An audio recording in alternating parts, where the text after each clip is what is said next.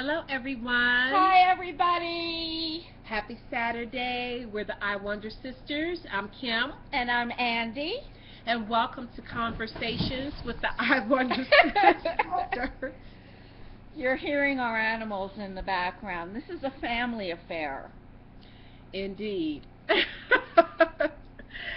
You've all met our Zen Master, Chloe, on the other videos, and also I uploaded a couple really cute videos of Chloe on our channel, and here she is. Say hi, Chloe. And she's wearing her jingle bells. She's such a great trooper for the holidays, so she's so cute. And we have Dharma, who's our youngest rescue baby. And he's so bad. He's the most beautiful creature of a cat you would ever want to see, but he is so devilish. So that's probably the noise you'll hear in the background. So anyway, welcome. Cheers. Cheers, everybody. So today we want to have a conversation, and it's going to be, you know, kind of free form. I mean, most of our conversations that we record every week are very spontaneous. However, we'll take notes and make sure we jot down things that we don't want to forget. I didn't really do that today because I really didn't think we needed it. So I want to say also a shout out to Mistress of the Dark Moon, Gabby. I've enjoyed your last few videos. Hi, Gabby. Tremendously. Enjoy you so much. And I wanted to do wanted us to do a video response really to a great video that Mistress of the Dark Moon recently recorded. And so basically we're calling this video response to Gabby, minding your own spiritual business, because I so resonated with a lot of the things that she talked about in this video, and really it's kind of, you know, a bit you know, kind of disconcerting, I guess, in a way, to know that we always seem to be judging one another for the spiritual paths that we choose to take. And to me, any form of evolving in any spiritual path, whether it's Christianity, Judaism, paganism, Luciferian, Catholicism, whatever it is, any form of evolution that we take, to me, does not include any judgment of what someone else is choosing as their own path. And so it's disturbing when we find that people are sort of being, you know, verbally attacked and, you know, talked about and things like that because they have an interest in maybe something that you might feel is not righteous or spiritual or whatever you may be thinking, or you know. So we want to talk a bit about minding your own spiritual business. And also, you know, I just wanted to say to Gabby that we appreciate your candor, and she's known for that, and so are we. And you know, I want to say too that also, you know, Andy and I, since you know, I've heard Gabby and a couple other people talk about really being judged on YouTube for how they choose to live their spiritual lives. And Andy and I are not the spiritual type where we feel that we need to deny ourselves things. We have a lot of fun. We enjoy our libations. You know, we study, and we're open to information on all sorts of religions and spiritual paths.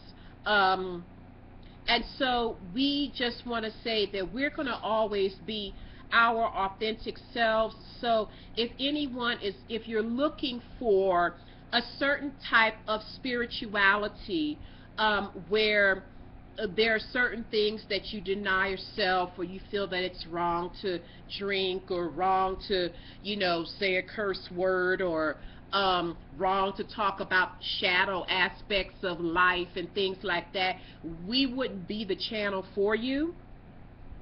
And that's okay with us. We've been blogging now for almost a year, and the people that follow us know how we feel about spirituality, that we talk about the light and the dark aspects, and we enjoy sharing the human experience and living our own human experience, which includes a lot of things. So we just want to say, if you're open to that, then please subscribe to us, because we do share what we feel is a lot of really great wisdom, things about our own lives. If you're not open to that, then we just say thank you, and and enjoy your own path. So I'm just going to pass it over to Andy. Minding your own spiritual business. So what does that mean for you? I think there's a lot of judgment in the world. Not only do we judge ourselves, but we judge everybody around us. And even Kim and I find ourselves holding judgment for certain people, certain things, certain behaviors. And we catch ourselves when we do. And we talk about it, or we write about it, and the judgment passes.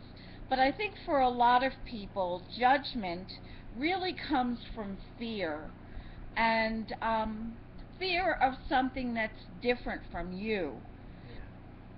And that's where a lot of prejudice and discrimination and hatred emanate from.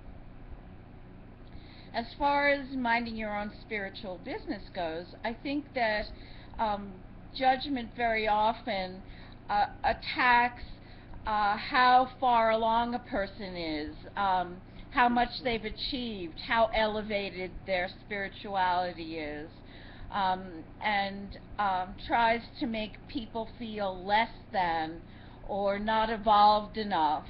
And I think it's very destructive, not just to the person that you're judging, but it's also self-destructive, because you're really denying a piece of yourself when you judge somebody else. And because we're all reflections of each other, and someone that you judge really means, to me anyway, that you're judging yourself. You're judging that very thing inside of you. Indeed, and because I feel personally that I'm so grounded and comfortable with the spiritual paths that I have chosen. At this point, my spiritual path really is a combination of so many things that I've practiced and studied over the years, and so it is self-made. Anthony and I both are not practitioners of any religion, but we do consider ourselves to be pagan. We are learning witchcraft and magic, and so that is the path that we own. Within that path still, which I think is wonderful, within that pagan path that we're on is still a mixture and combination of... There's a lot of Buddhism in there. Yeah, which we both really connect with. There's a lot of sort of hangover from our childhood. Yeah. Stuff that you think you've released but haven't. I mean, I'm a recovering Jew, and so it's really a combination of a lot of different things. I think that anybody that tells you that their path is the way is somebody that you should shun, because there is no one path. There are as many paths as there are human beings, and until you accept that as the truth and discover your own truth, you're only going to be mimicking or following or trying to emulate somebody else. And that's not authentic to you. And you want to find your most authentic self. So you have to do the work to uncover exactly what resonates with you. You have to read a lot. You have to listen to a lot of videos. You have to, I mean, there's work involved here. It doesn't just happen. It's not, you know, like a little bubble over your head that suddenly gets filled. There's real work involved, physical work, mental work, and emotional work. And it's going to be different for each of us. And that's exactly how it should be. You know, Kim and I may be following along the same path, but on that path are going to be different aspects for both Kim and me. Exactly. I mean, my response to certain things is different than hers. And I may take an offshoot at some point, and she may take an offshoot at some point. You know, so it's never the same from person to person, I guess is the bottom line. That's what I'm trying to say. It's different for each of us.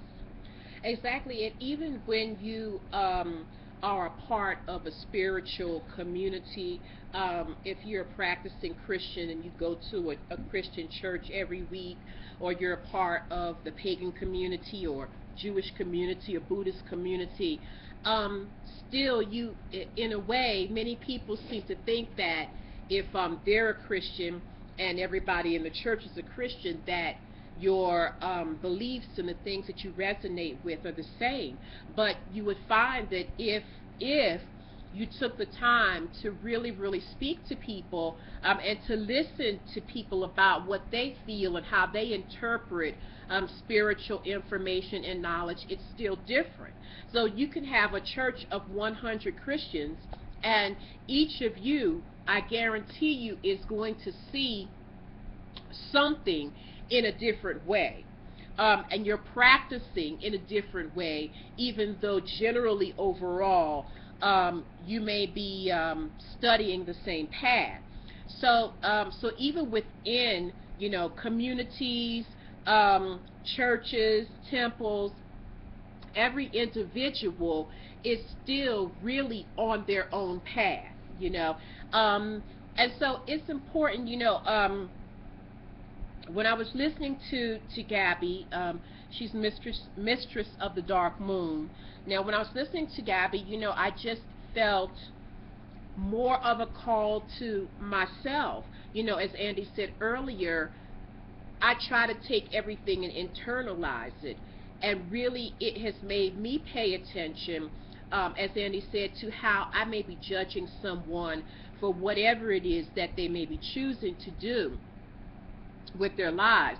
And as Andy said, you know, it's fear will often hold people back from actually really delving in and learning and just experiencing a bit of what someone else is doing if you don't understand it. Mm-hmm. And so I'm grateful for the fact that both of us really love learning new things, you know. And when I hear something, especially the things that I don't understand, it makes me want to find out. And it's not necessarily that I may resonate with it after I find out what it's all about, but it helps me because then I know and I understand and I'm able to look at people differently.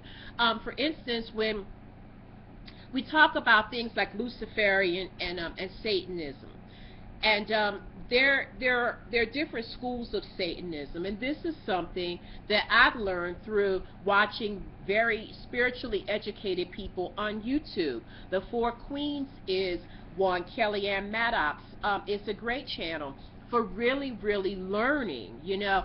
And it was through one of her videos from, I think, a long time ago, where she talked about the different schools of Satanism a bit. and her boyfriend is a Satanist.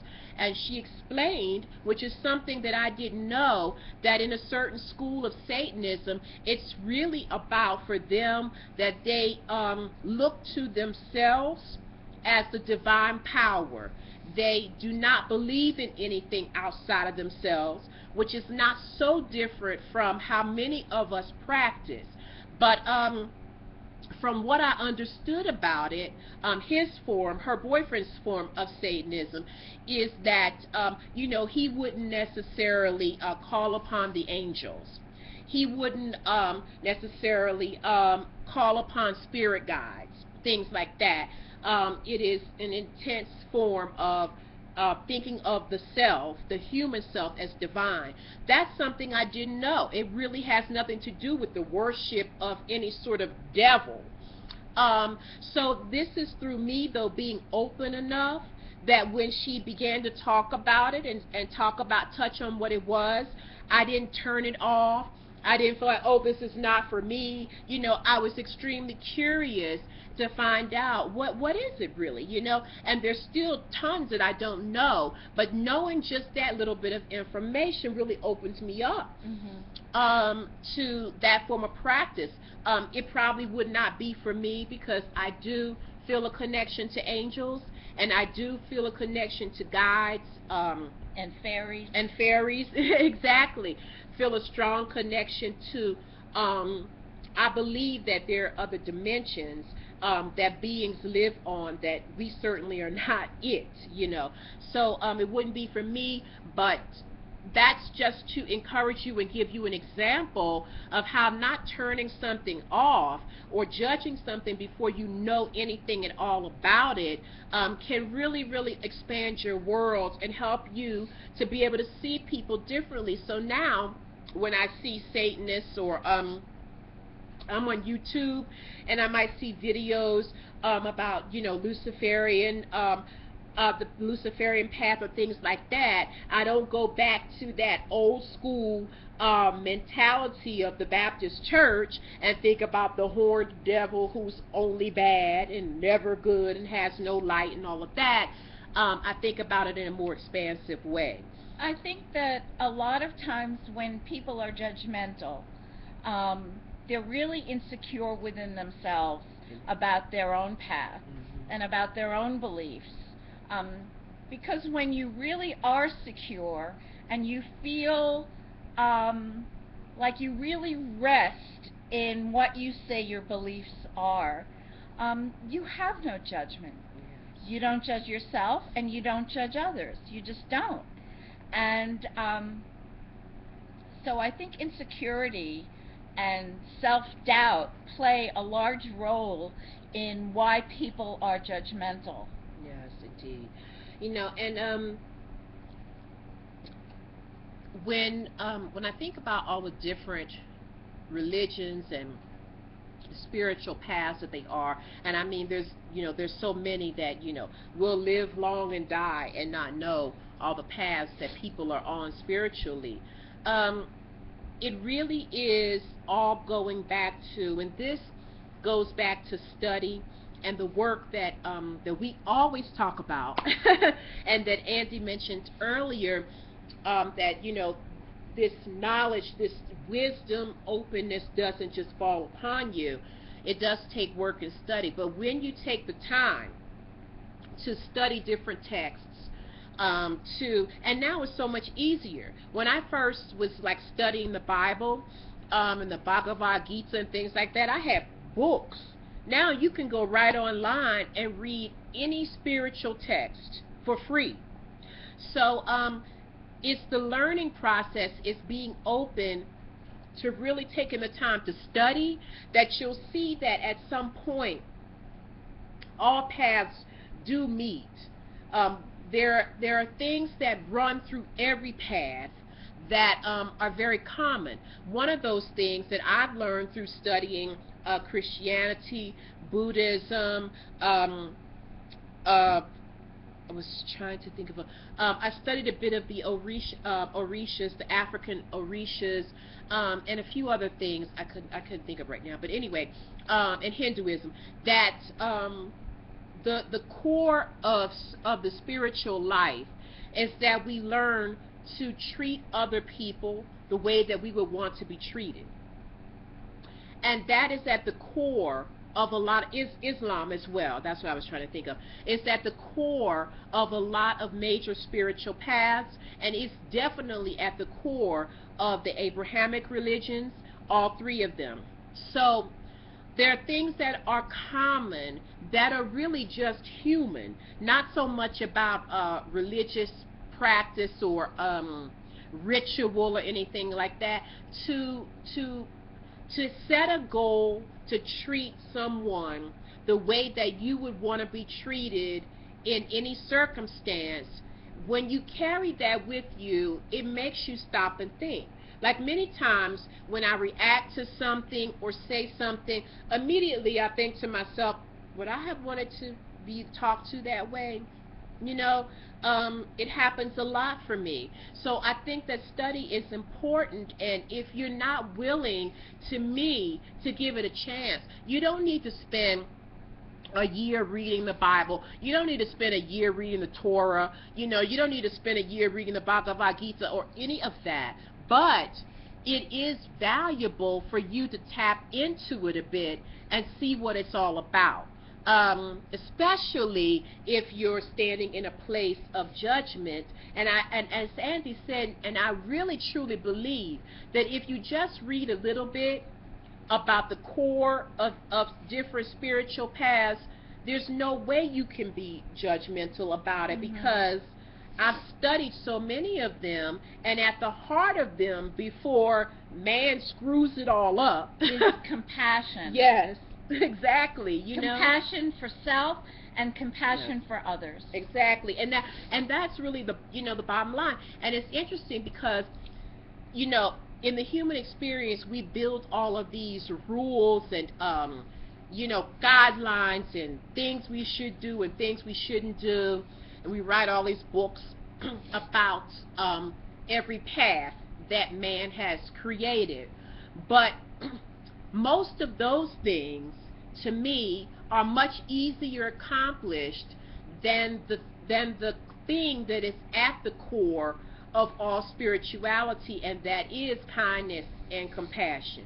It, to me, is much harder, and you need to be much more conscious to spend your life setting a goal to achieve a level of compassion for yourself and forgiveness for yourself and compassion for other people, no matter what they're going through, and forgiveness for them if you feel that you have been wronged by someone. To me, those core values, if you can achieve that, to me, you've done a lot. A lot of the other things we throw around religion and spirituality, like going to church or temple once a week, going to prayer meeting, reading meditating, all those things are much easier to come by. But the practice of kindness and compassion and understanding is a lot more it's like up here to me. It's something that you do from minute to minute. Yes. It's very immediate, I set aside time every day to meditate, although I haven't meditated in a week. Well, I can't stand it, so so there you go. But choosing compassion over disapproval, and forgiveness over anger, are things that you do every minute of every day, with every encounter that you have. It's not something that you set aside time to do. It happens immediately. Yeah. And it's in real time. And and so it's required of you that you have a level of self-awareness that will enable you to see your own behavior in a more clear way, and evaluate how you treat other people. Forget about how they treat you, but how you treat them, and what you think about them, because thoughts are energy, And what you think about other people is going to go out there into the universe just the same way as what you say. And so you have to have a great level of self-awareness, I think, and also forgiveness, because a lot of this concerns the shadow part of yourself. You know, when we're angry towards somebody, or if we hate somebody just because, a lot of times it has really all to do with us and nothing to do with them. And we have to be willing to sit with that shadow part of ourselves and in a way make friends with it. Yes. And hold its hand and walk it through the feelings that are uncomfortable, and then and only then, I think, can you really learn how to feel compassion both for yourself and for other people. Indeed, you know, and when I was listening to Gabby's video, I started to think, because she was sharing a lot of really good advice and information for those of us on a spiritual path that are entering the world of YouTube, where people are watching us and listening to what we say and judging what we say and what we do and all those things. And she was giving a lot of really good advice about sharing and about being aware that that there are people who will watch you just to judge you. They'll subscribe to your channel just to hate you. So I found that like really interesting. Part of me was like not really surprised, but in listening to her, I really felt like I wanted to share with you all the fact that we certainly are authentic in how we approach our spiritual paths. We are here for people who watch us and can resonate with us. We're not here to try to convert people. It's the very last thing. We could care nothing about that. We could care less what path you're on. We're here to share with people who already resonate with the spiritual path that we're on, which is very open and very free. And certainly if that offends you in any way, we wouldn't want to be communicating with you. I certainly am not a practicing Christian, so I don't go on YouTube and watch a bunch of Christian videos just to go down and make comments about what they said. I know that lots of times I don't resonate with everything that Christian ministers or spiritual teachers say. So my choice, after having grown up in that, is to not spend an hour listening to a devout Christian on YouTube just to go below and tell them what I think is wrong. There's nothing wrong with what they're doing. There's nothing wrong with what they believe. It just doesn't resonate with me. And I have to say, I have watched Christian videos because maybe the title or the person might interest me because I've heard them before. I find them to be open and flexible, and I like the way they teach general wisdom. And so I have listened to videos where Christians are teaching, and I take from it that which I resonate with, and if something is said that I don't click with, my reaction is not you are wrong. It's like, okay, well, that's not really for me, but some of that other stuff I can really put into my daily practice of human life. So if you're going to watch people's videos who are on a certain path or following a certain religion in a certain religious community, then watch it for the aspect of learning something new, for understanding. And then if you walk away from it and you don't resonate, at least now you know. But this whole thing of watching and listening to people so that you can find things to judge about them, you know, and comment about and things like that, to me is a total waste of time when you could be spending that time really involving yourself either in the path that you're on and learning more about it, or just simply watching something to be open so that you can continue to add layers to yourself, so yes, I was like, a little disturbed by that, and I thought, well, I'm going to tell you what, if they want to judge us, there's plenty. So, tell you that much. But we certainly don't want to, really be involved in that circle, of watching people just to judge them. And many times, and I know Andy does the same thing. If I'm attracted to a video and it's from someone I've never heard before, so I don't know what to expect. If I start listening to it and 10 minutes into it, I'm like, it's really not me, I just turn it off. Because I don't feel like they're wrong. I just feel like this is not my energy. This is not, we're just not on the same level of thinking about things.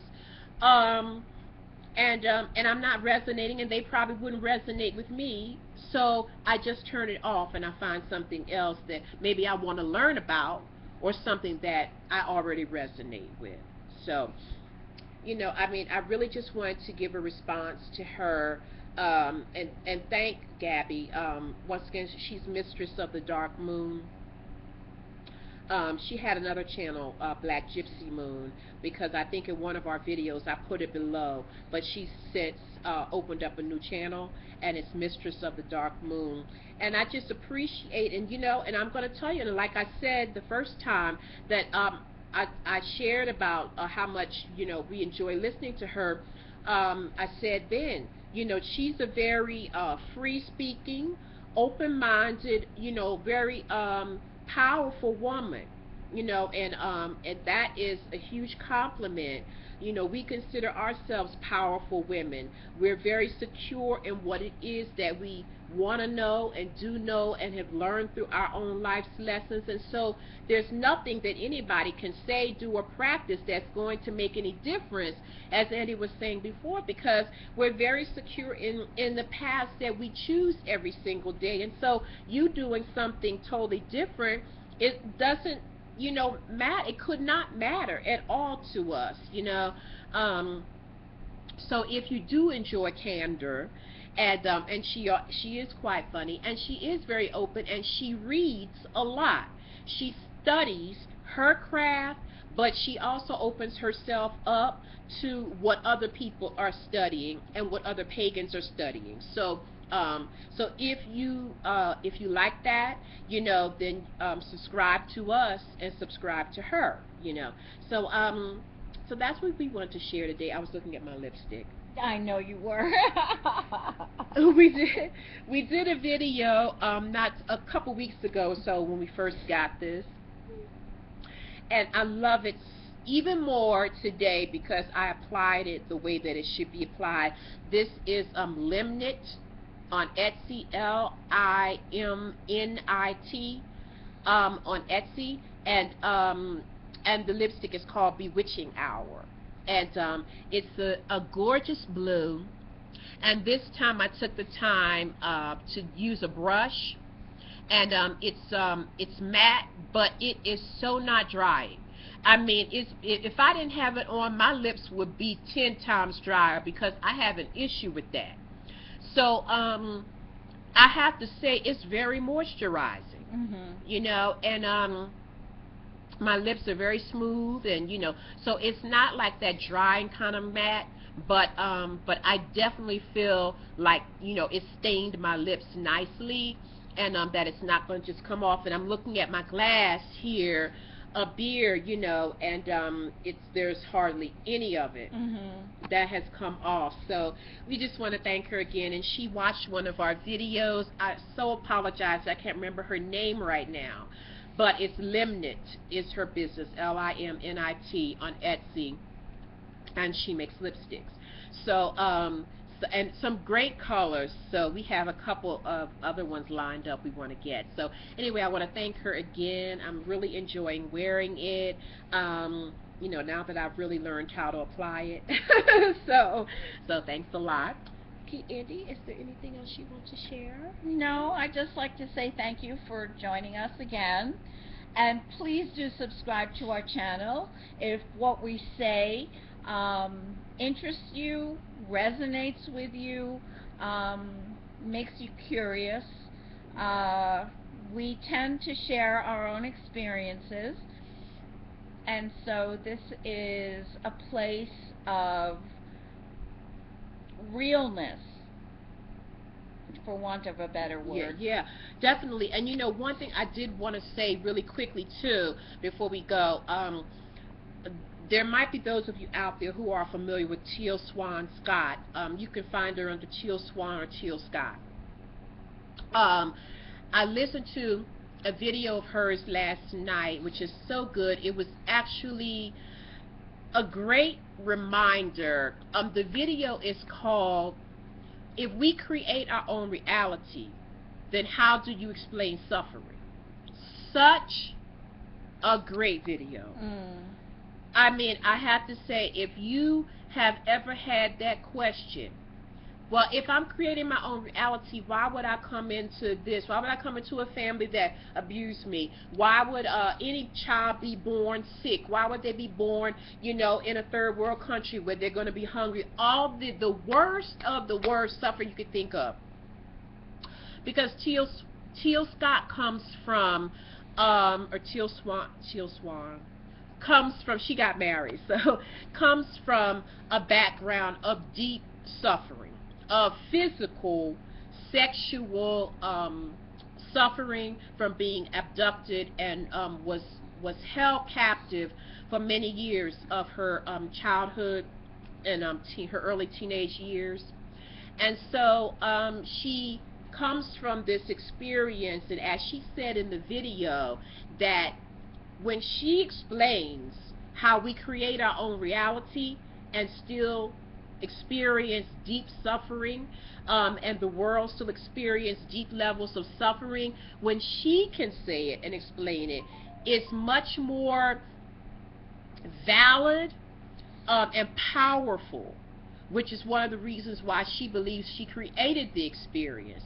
But also something very important that she said too, for those of you who have a hard time hearing that, that you create your own reality, another thing she said too is that that statement is not about placing blame.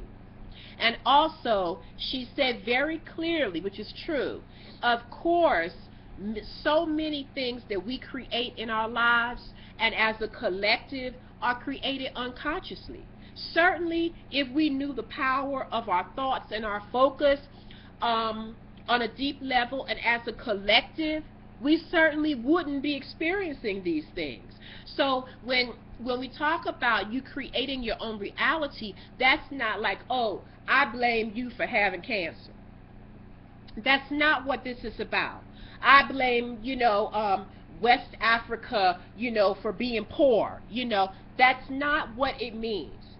What it means is that on a level that is deeper than this human personality that I have taken on temporarily, at a soul's level, I set in place certain circumstances that would cause me to have certain desires, that would lead me down certain paths.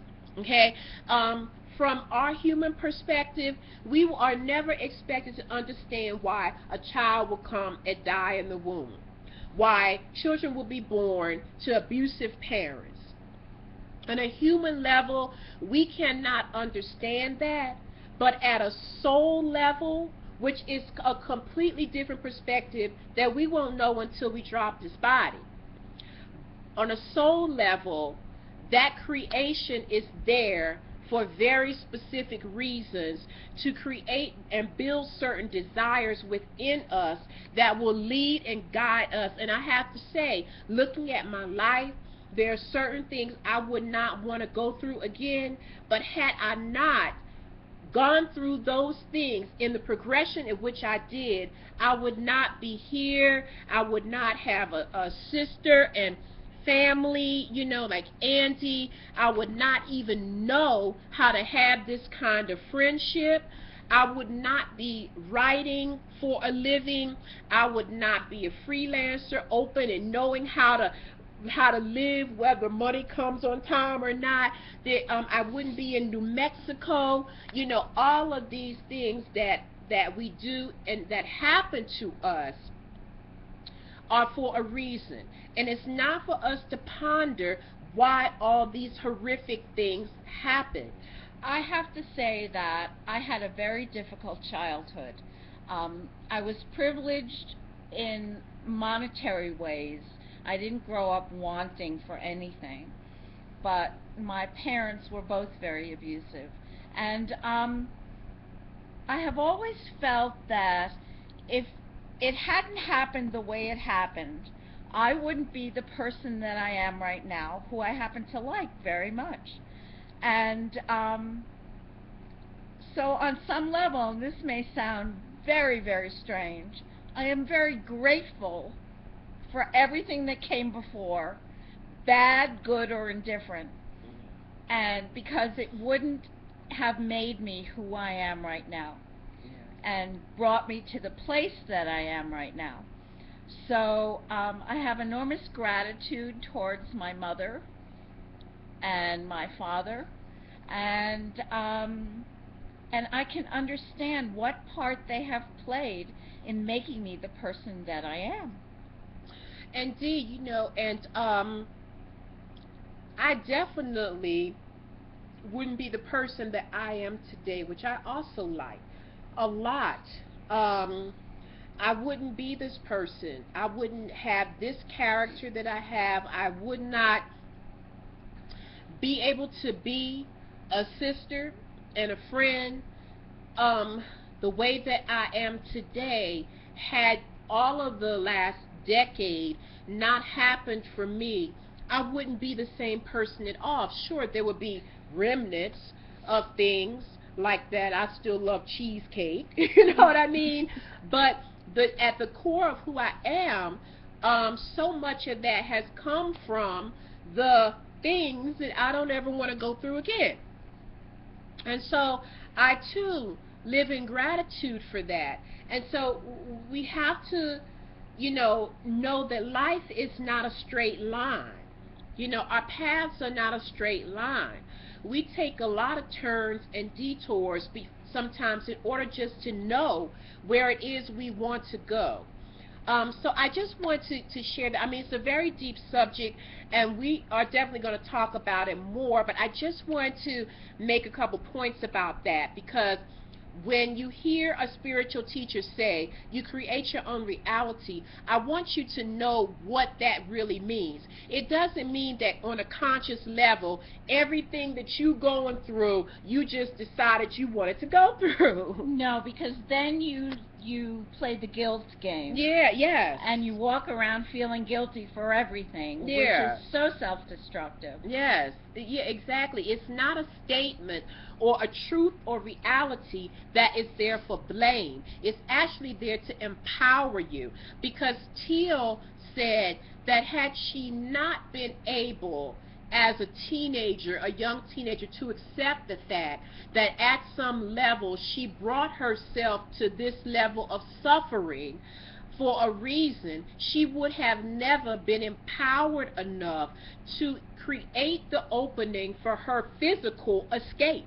Mm-hmm. She would not have been able to manifest a space where she could get out had she not been able to take on the fact that she at some level created this. And she talks very much about how she believes on this earth plane too, she drew this type of person even into her life, and it was through deep fear. She said her mother always lived in deep fear of everything. And she genetically, spiritually picked up that as a very small child, to the point where she was so fearful of everything that she was always having fearful experiences, because she lived in a truth that her mother passed on, who her mother probably got from her mother, that the world is a very, very dangerous place. And she embodied that. She talks about it. And she said she could see, even as a small child, how her falling into that belief system would draw circumstances and people to her that were very frightening. And it simply escalated because her fear escalated. She said, and every time something happened that was fearful, I became more afraid. Right. So it's very powerful. So Teal Scott, or Teal Swan, or Teal Scott Swan, but the video is called "If I Create My Own Reality, Then How Do We Explain Suffering?" So I wanted to just share that with you all before we go. So anyway, thank you again. And, I need another one. We'll see. And we'll see you tomorrow. We'll be doing, we didn't get a chance to do Love and Libations last Sunday because we actually had just a wonderful learning experience with doTERRA essential oils from our leader, Vivian, who is Andrea, our friend and landlord's soul sister. And she came here, she traveled here to teach a class, and to give us all the basics and all that, you know, that stuff. And it's so much fun. And we do have a package that's going to be coming not next week, but probably the week after that, because we'll order it next week with some new things in it. But tomorrow we have some new things to share with you that we learned about the uses of the oils and things like that, and another week of experiences that we personally have had with the oils, and how we use them on the animals and all that. So we'll be talking about that on our next episode of Love and Libation. So thank you. Bye, everybody. Cheers. Cheers. Bye-bye.